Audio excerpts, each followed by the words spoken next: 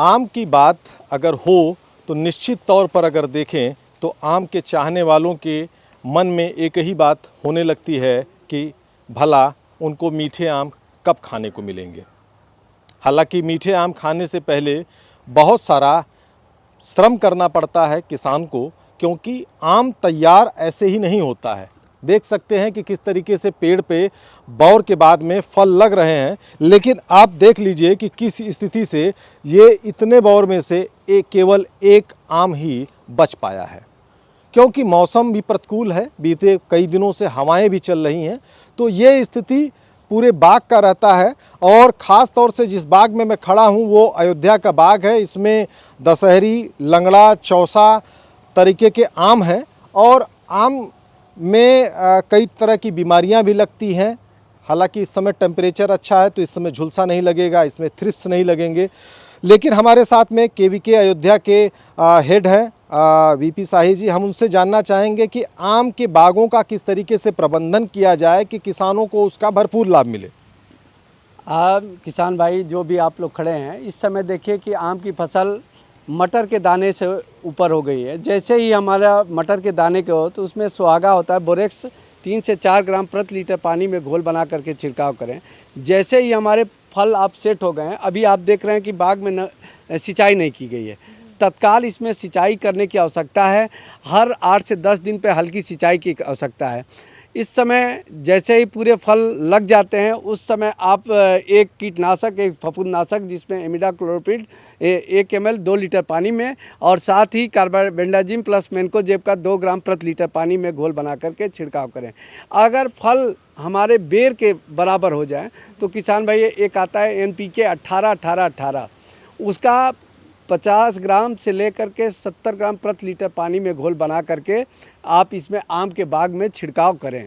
साथ ही जब हम पहला छिड़काव NPK का 18-18-18 घुलनशील है, उसके बाद इसमें एक माइक्रोन्यूट्रेंट आती है सागरिका की, उसे आप 250 ml 1 एकड़ के लिए बाग के लिए स्प्रे करने के लिए होता है कि 200 से 250 लीटर पानी में घोल बना करके सागरिका का एक स्प्रे कर दें। साथ ही इसमें ये देखें कि अगर हमारे फल अब आ गए हैं तो फल देने के बाद आप इसमें आती है एक फल मक्खी आती है, तो उस फल मक्खी के नियंत्रण के लिए किसान भाई तमाम दवा का स्प्रे करते हैं। लेकिन आजकल फेरोमोन ट्रैप आता है जिसको हम 1 एकड़ अगर 1 एकड़ का बाग है तो 6 ट्रैप लगाते हैं, और 1 हेक्टेयर है तो 10 से 12 ट्रैप हम नीचे लगा लेते हैं।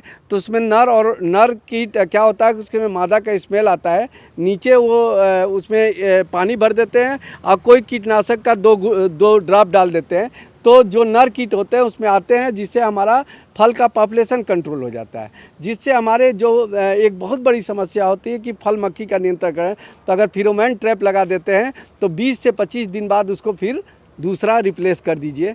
तो अगर आपने बोरेक्स का छिड़काव करते हैं, माइक्रोन्यूट्रेंट की छिड़काव करते हैं, तो किसान सबसे बड़ी एक समस्या आती है, आप लोग कहते हैं कि हमारा फल फट रहा है। तो जब आपने बोरेक्स का छिड़काव शुरू स्टेज में नहीं किया तो बाद में जो फटने की एक समस्या आती है तो वो फटता नहीं है आम, और अच्छी गुणवत्ता युक्त आम है। इस समय बाग की सिंचाई अवश्य करें किसान भाई, एक कीटनाशक, एक फफूंदनाशक का स्प्रे करें, साथ ही एक NPK का 18-18-18 या 19-19-19 का आप इस 2 किलोग्राम के हिसाब से 200 लीटर 300 लीटर पानी में आप घोल बना करके इस पे बाग में छिड़काव अवश्य कर दें।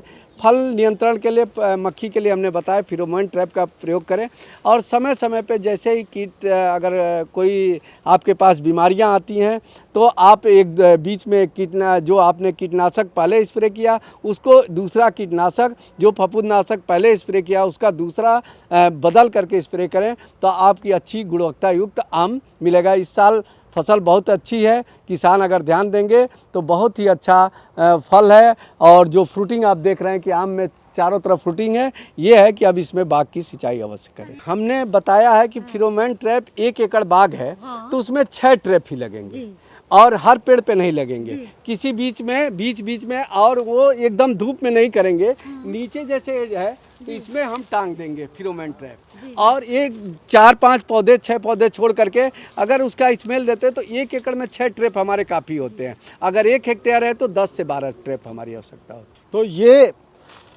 बताया कि किस तरीके से आम के बागों का प्रबंधन करना चाहिए, क्योंकि आम को तैयार होने में करीब करीब 3 से 4 महीने का समय लगता है। और ये समय जैसे एक बच्चे का ग्रोथ होता है उसी तरह आम का भी एक ग्रोथ होता है। मटर के दाने से लेकर आप देखिए दाना बड़ा हो गया है, तो इसका जो ग्रोथ हो रहा है ये बहुत महत्वपूर्ण है। हवा भी चल रही है और देख रहे हैं कि आम गिर भी रहे हैं, तो ये एक महत्वपूर्ण, इसका भी किसी न किसी तत्व की कमी होती है तो उसके वजह से आम गिरने लगते हैं, और ये किसानों को ध्यान देने की ज़रूरत है। जैसा कि शाही साहब ने बताया कि किस तरीके से आम के बाग में सिंचाई होनी चाहिए, सिंचाई नहीं है, ज़मीन सूखी हुई है, इस पर विशेष ध्यान देने की ज़रूरत है। और हाल के दिनों में देखा जाए तो सरकार ने भी थोड़ा सा इस पर एक प्रोटोकॉल तैयार किया है कि अगर किसान अगर सही ढंग से आम को तैयार करें और पेस्टिसाइड का सही तरीके से उपयोग करें तो उनका आम की निर्यात की संभावनाएं भी बढ़ जाएंगी और इससे किसानों को अच्छा दाम मिलेगा।